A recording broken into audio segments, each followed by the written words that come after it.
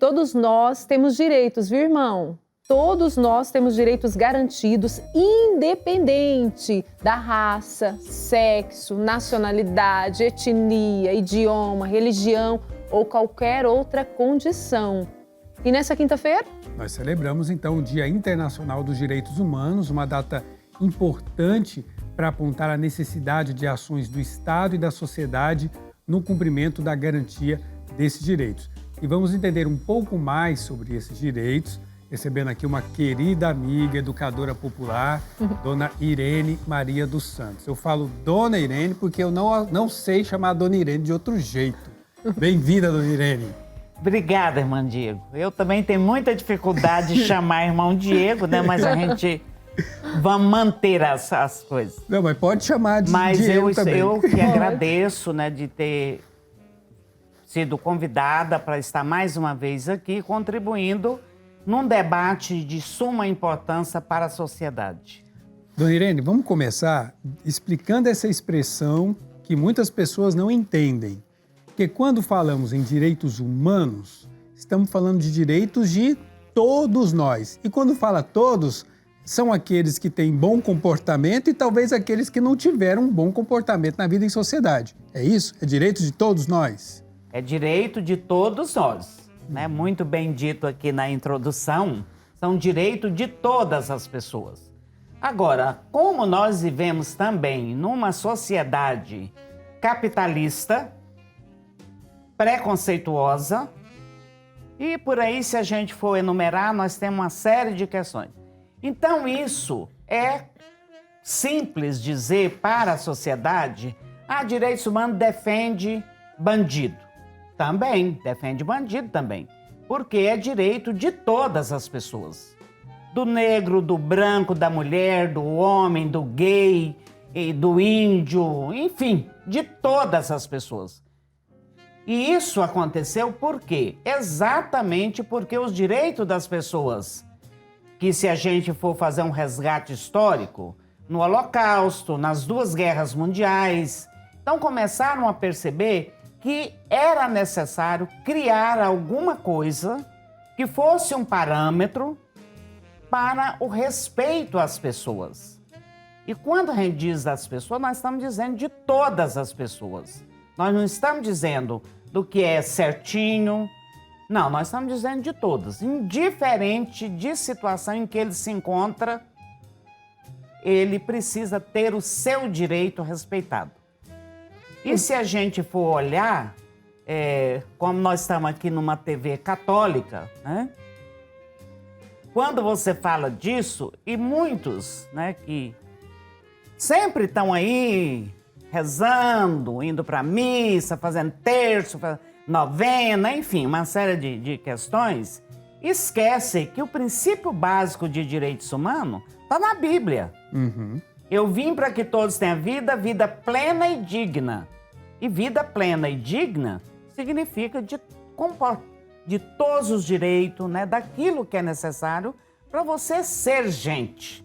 Né? Então, são direitos de todos e podemos até falar, do ponto de vista da nossa fé, todos filhos de Deus, portanto, todos temos os mesmos direitos. Não há nada que possa, digamos, segregar, retirar de mim algum direito porque eu sou desse ou daquele jeito. Direito de todos nós. Ô, Dona Irene, e olhando para a nossa sociedade hoje, tudo que nós estamos vivendo, é de tamanha importância falar disso. Se não falássemos disso, imagina como estaria a nossa sociedade hoje. Será que estaria pior? Qual que é a sua opinião? Estaria. Estaria, com não certeza. estaria?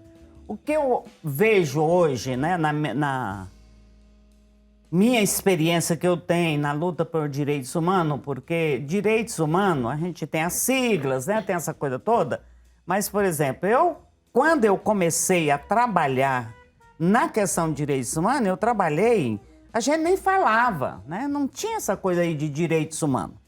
Mas você tinha as comissões de justiça e paz que estavam aí, você tinha sindicato de trabalhadores rurais que estava lutando pelo direito dos trabalhadores, você tinha grupo de mulheres, isso há décadas e décadas atrás, a questão da caristia, porque não trazia alimentação. Então, já era direitos humanos. E aí, hoje nós temos muitas violações, sim. continua tendo violações no dia a dia. Acontece que se não tivesse essa luta, não tivesse essa fala, essa preocupação com direitos humanos, hoje nós estaríamos muito, mas muito pior. Isso eu não tenho dúvida. Porque vários direitos, nós somos garantindo eles através dessa luta. Né? Se a gente não tivesse ido para a luta, e a luta precisa continuar, porque lutar por direitos humanos é uma luta diária, né? Constante. Porque direitos humanos, quando você fala da questão teórica, aí às vezes quando você fala, é universal, é interdependente, é indivisível. Isso às vezes para a população não é tão claro assim na interpretação da compreensão do que é. Mas se você for ver, por exemplo, você pode traduzir isso. Direitos humanos não é uma coisa que você coloca aqui e vai pingando uma gota. Hoje você tem educação, amanhã você tem saúde, depois você tem moradia, né? Ele é um conjunto. E a pessoa, para ser, né, como o irmão Diego falou, nós como filhos de Deus, para sermos de fato, nós precisamos ter isso na integralidade. Eu preciso de educação, eu preciso de saúde, eu preciso de moradia, eu preciso de lazer. É um eu todo, preciso de né? É um todo, é um conjunto. Né? Agora, dona Irene, nós aqui, redentoristas, conhecemos a dona Irene, muito tempo.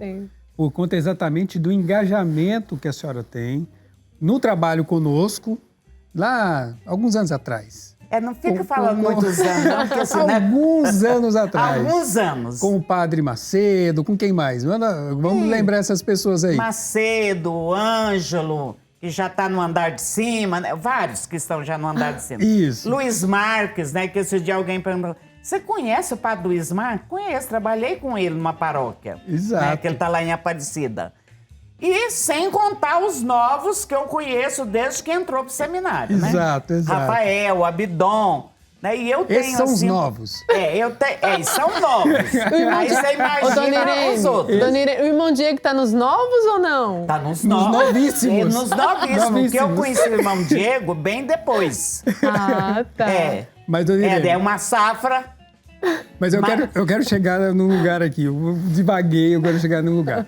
Nesse longo trajetória de trabalho conosco, acabou levando a senhora desse trabalho de evangelização nas comunidades ao engajamento na área dos direitos humanos. Então eu queria que a senhora falasse dessa relação entre a religião, o trabalho pastoral e a luta com os direitos humanos. As coisas são convergentes ou coincidentes também. Saia justa, hein? Olha, eu vejo assim, Diego, eu acho que foi muito interessante você trazer isso. Eu sempre falo, né? Eu tenho muita tranquilidade de dizer essas coisas.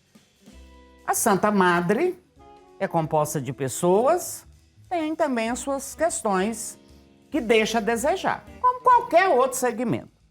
Agora, quando você entra num trabalho que você tem a sua fé, né? Eu sempre digo, olha, tem um povo aí que é católico, eu acho que a igreja dele é outra, não é a minha, né? Porque minha igreja, meu Deus é diferente. Meu Deus é aquele que acredita no outro, que está preocupado com o outro, e isso tem tudo a ver com o que eu sou até hoje. Eu comecei, na verdade, o meu trabalho com direitos humanos, eu comecei no trabalho nas comunidades eclesiais de base. Faz um tempinho, lá pelos anos 70. E isso eu comecei ontem, eu comecei dentro da igreja. Né? Então eu já fui agente pastoral, já coordenei grupo de jovens, já coordenei... Até tem coisa que eu nem lembro mais o nome, né, de que eram as coordenações. Mas eu vejo assim, sabe, Diego? A questão da religião com direitos humanos tem tudo a ver. Porque a fé que eu tenho num Deus vivo que veio pra gente ser feliz, né? Porque eu não acredito quando acontece uma desgraça dizer foi vontade de Deus. Não foi. Pra mim, não. Né?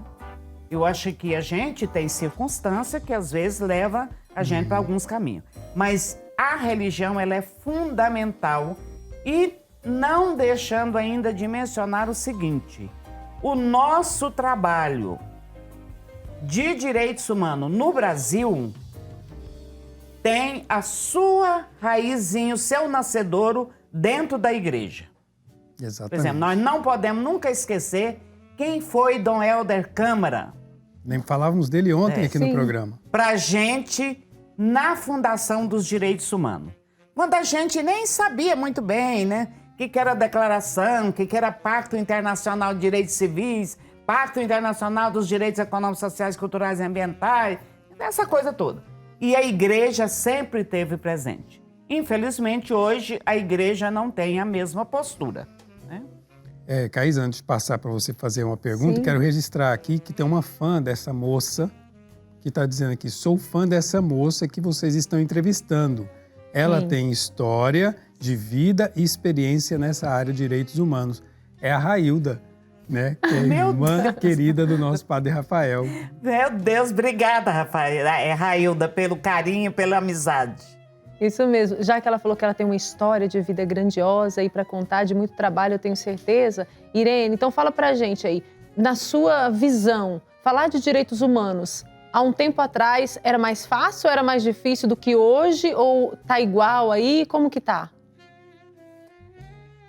Olha, eu acho, na minha experiência, trabalhar com direitos humanos sempre foi difícil.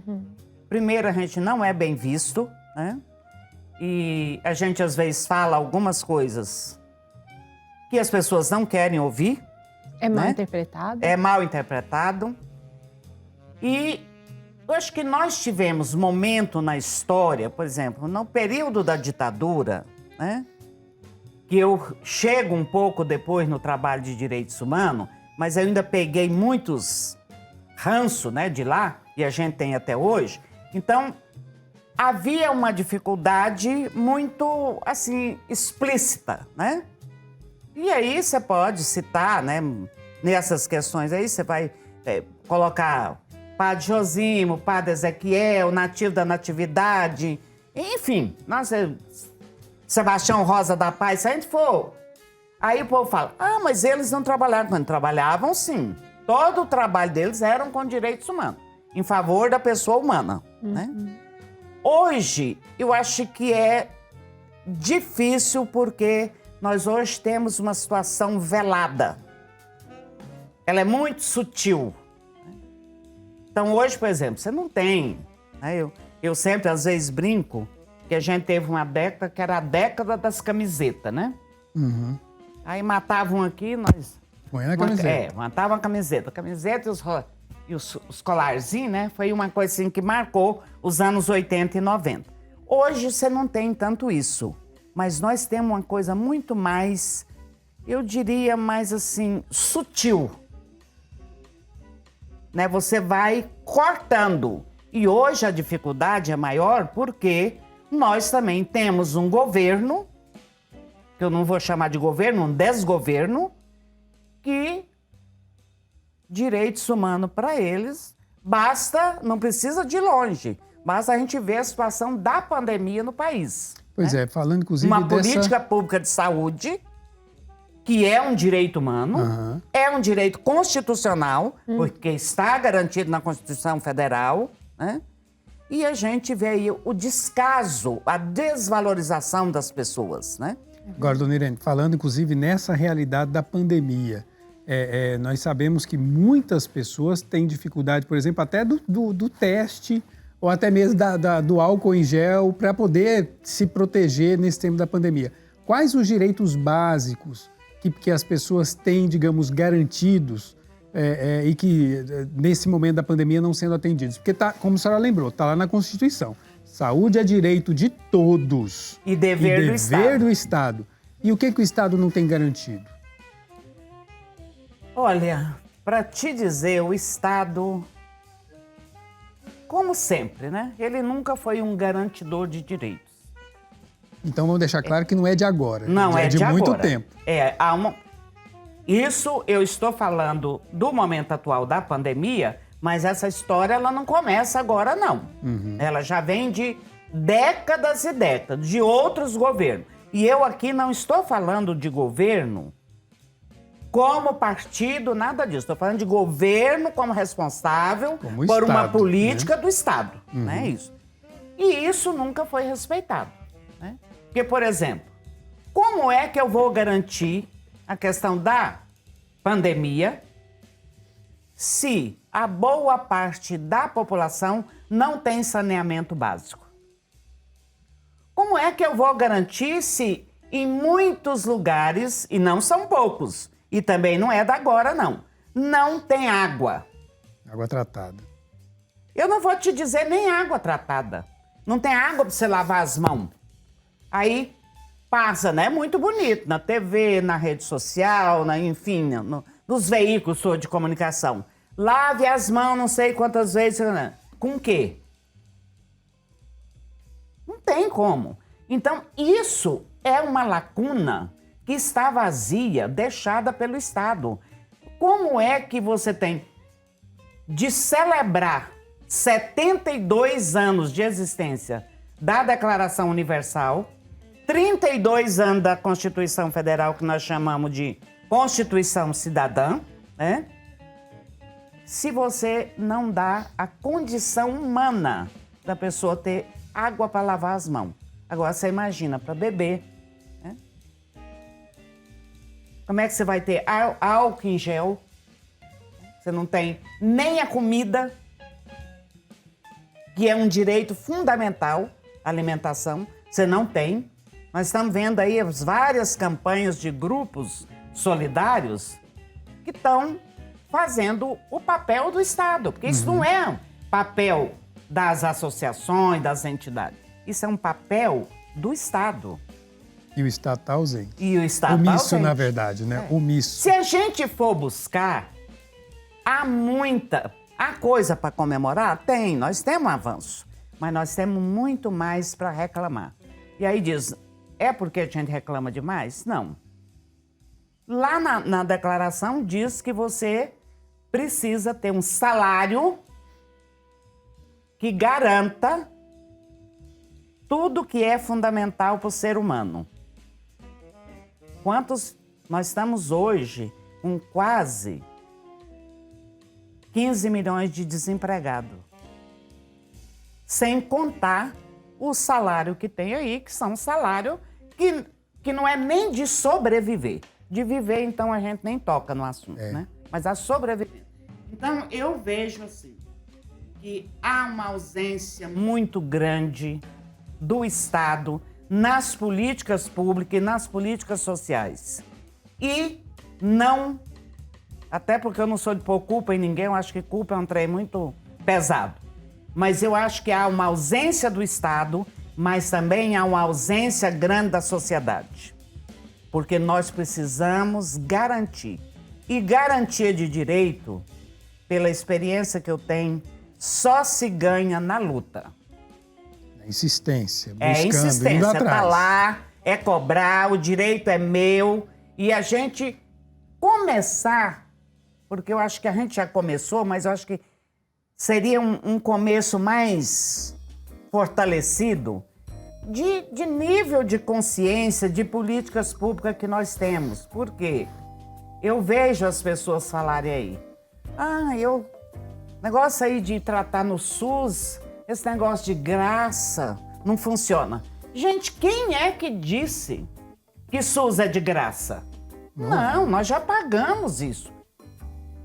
Agora, apesar desses avanços todos que a senhora falou, tanto da Declaração dos Direitos Humanos lá atrás, como a da Constituição de 32 anos atrás e de outros direitos que vieram como consequência, a população está mais consciente ou menos consciente? Mais engajada ou menos engajada na luta, na busca desses direitos? Desanimada. A população está desanimada? Eu acho que há um momento... Primeiro, é um próprio momento que nós estamos vivendo, né? A própria crise sanitária da pandemia, ela traz, né, mexeu demais com a gente. Hoje, até vindo com o Tiago, né, que foi me buscar, ele falava, eu espero que que a sociedade aprenda, né, muito com essa pandemia. Eu também, no início, eu esperava, né, mas eu acho que vai aprender? Vai, mas não o tanto que era necessário aprender. Eu vejo assim, atualmente, nessa crise sanitária, as coisas ficam meio, como é que diz? Meio nublada, né, na cabeça da gente.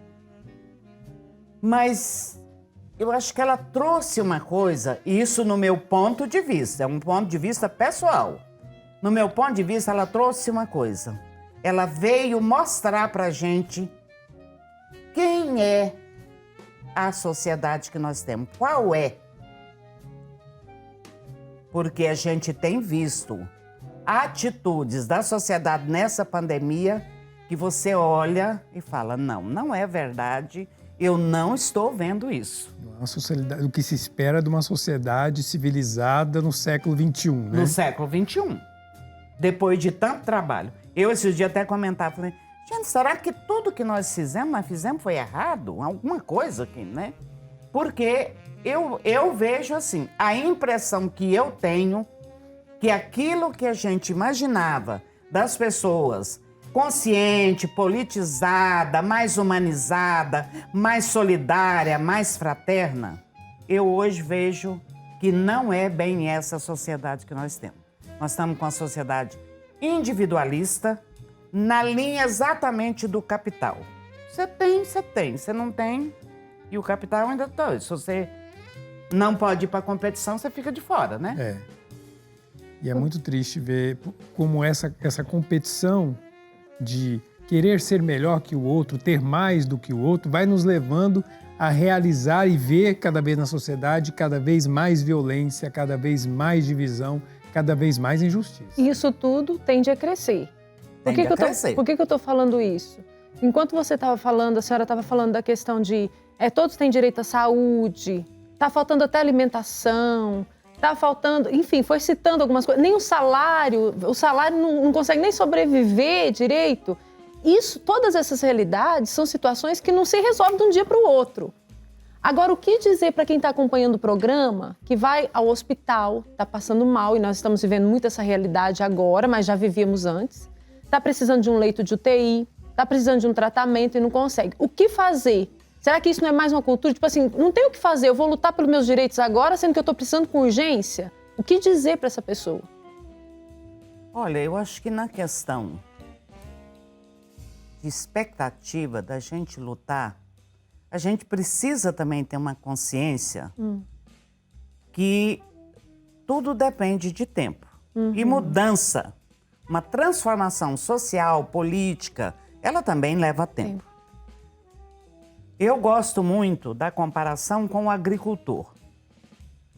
Quando você vai plantar uma semente, você tem uma fase preparatória, né? Sim. Você prepara a terra, você tem o período certo do plantio, você planta, a planta vai nascer, vai crescer e vai dar fruto, né? Vai dar arroz, vai dar feijão, vai dar mandioca, enfim. Na nossa vida, as mudanças também têm que ser assim, né? Agora, o que eu diria para quem está nos ouvindo é que não desanime quando o seu direito não for atendido, vai atrás. A gente tem instância que pode fazer isso. Por exemplo, na questão de um tratamento de saúde, nós temos Ministério Público, nós temos Defensoria Pública, aí o povo fala, mas isso demora, mas não adianta. É exatamente por essa postura que as coisas estão como estão. Demora, mas sai. Tem que correr atrás. Tem que correr atrás. E se a gente não correr, gente, mudança. Não vamos esperar mudança de governantes. Os governantes são pessoas que estão lá para fazer a gestão, para administrar. Mas mudança acontece com o povo. É de baixo para cima. É. Ninguém. Eu sempre tenho presente comigo isso muito na minha cabeça. Meu pai sempre dizia uma coisa assim. O sol nunca nasceu à tarde. ele nasce de manhã. Então, as coisas começam cedo. Você tem que fazer o seguinte, quando você vai fazer uma casa, como é que você faz primeiro? Você põe a telha primeiro? Ou você põe lá... Então, É lá de baixo. começa de baixo. Gente, e se nós, pessoas simples do povo, gente que acha que não tem condições, tem toda a condição de a luta, e a gente pode fazer a diferença, isso eu não tenho dúvida. Se a gente vai à luta, então eu digo assim, não desanima. Eu sei de experiência de sindicato dos trabalhadores rurais, quando se falava, eu vim fazer o acerto, aí a gente ia fazer, eu falava, vamos fazer uma denúncia. Aí eu falava, não, você me chamar de professora, né?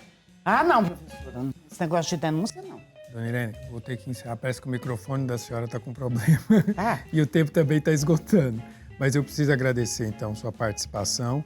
Quando falamos de direitos humanos, nós temos várias obrigações na sociedade, né? Nós temos que pagar nossos impostos, nós temos que seguir o que está dito nas leis, mas nós temos também direitos. Nós somos cobrados nos nossos deveres. Nós cobramos dos outros e cobramos de nós, e temos que ser cobrados também. Mas temos, como a senhora está dizendo, ir atrás dos nossos direitos. Não deixar passar nada, não. Porque aí sim, quando a gente cobrar, aí do serviço público de educação vai ser melhor, o serviço público de saúde vai ser melhor, o trânsito da nossa cidade vai ser melhor, na cidade onde nós vivemos. A gente não pode deixar para lá ou desistir, desanimar. Vamos caminhar com esperança para construir um mundo melhor. Obrigado, dona Irene, pela participação. Eu que agradeço e desejo a todos os ouvintes que não perca a esperança, não perca o afeto, não perca a solidariedade.